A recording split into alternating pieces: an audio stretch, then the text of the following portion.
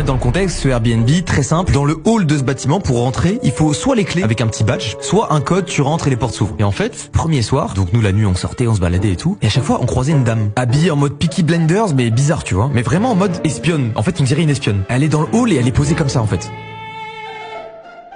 Et nous on est en mode, pourquoi elle boude dans le hall? C'est tout tu vois. On sort, 20h, on rentre, 1h, la meuf est toujours là. On se dit putain, ça fait 5 heures elle est là, qu'est-ce qu'elle fait quoi? Elle est sur son téléphone et tout. Et tu sais elle a masque, lunettes, béret, tout, grand manteau, elle se cache, elle veut pas qu'on la voit tu vois. C'est tout, on dort, le lendemain matin on sort, elle est encore là. Et putain, elle a dormi là ou quoi tu sais? C'est tout. On part, on revient, le soir elle est toujours là, le lendemain machin.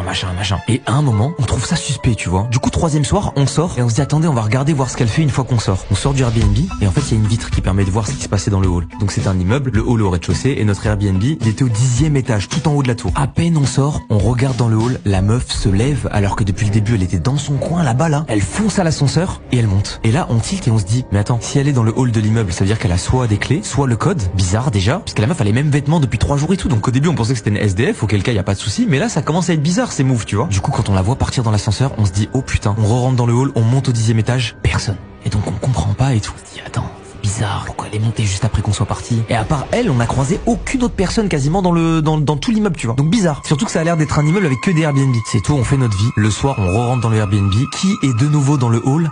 Elle. Et en fait, tout au long du séjour, quand on sortait, parfois elle sortait en même temps que nous. Elle restait dehors, elle était au téléphone, elle nous regardait, regard fuyant, dès qu'on la regardait, elle partait, se cachait dans les rues et tout. Trop bizarre, on comprenait pas ce qui se passait. Et un soir, on est posé au Airbnb et on prend conscience, on se dit mais là, on reste une semaine avec les clés de cet appart.